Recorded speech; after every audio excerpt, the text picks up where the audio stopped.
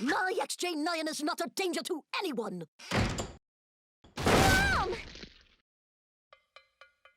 Despite never actually watching it while I was growing up, My Life as a Teenage Robot is one of my favorite American cartoons from the early 2000s, and if you're someone who's interested in superheroes, robots, female protagonists, shape-oriented character designs, and retro-futuristic art styles, then this show is one you should watch.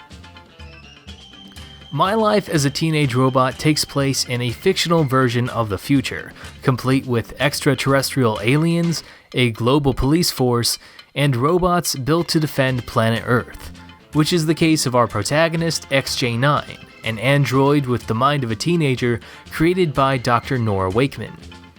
XJ9 is literally designed to be a robot superhero, but she also possesses human emotions and free will, with the specific desire to live a normal life as Jenny Wakeman rather than fighting evil all the time.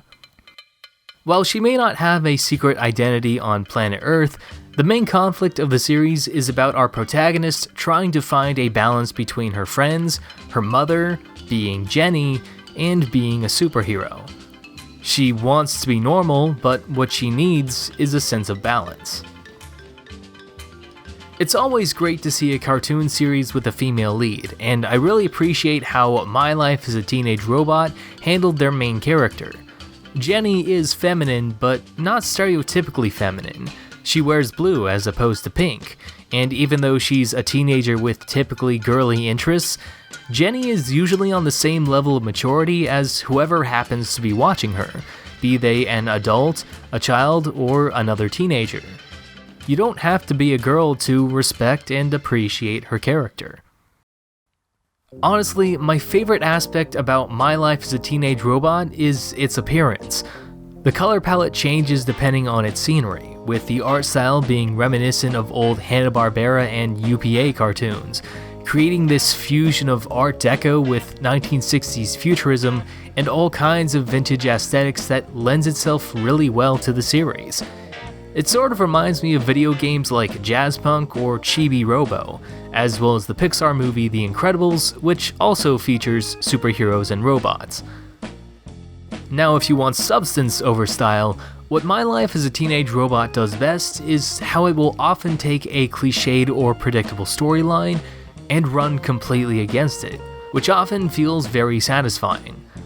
Like most comedies, My Life as a Teenage Robot doesn't really have a main plot, just reoccurring characters like Jenny's prototype sisters, the adorable Kilgore, and the Cluster Empire, a race of alien robots who serve as XJ9's arch-villains that are specifically featured in the hour-long special Escape from Cluster Prime, which is definitely the highlight of the entire series and brought about lasting changes to the rest of the show. For me, the biggest reasons to watch My Life as a Teenage Robot are for its futuristic aesthetics, the pop culture references, and the character of Jenny Wakeman. She may not have been a completely flawless person, or even human for that matter, but audiences still liked her because she was such an interesting character, a robot who took her gender identity into her own hands. Jenny and XJ9 aren't alter egos or personas or secret identities, they're the same person, because the only one who decides who you truly are is you. My Life as a Teenage Robot was a cartoon about identity, family, superheroes, artificial intelligence, what it means to be human, and a girl who just wanted to fit in.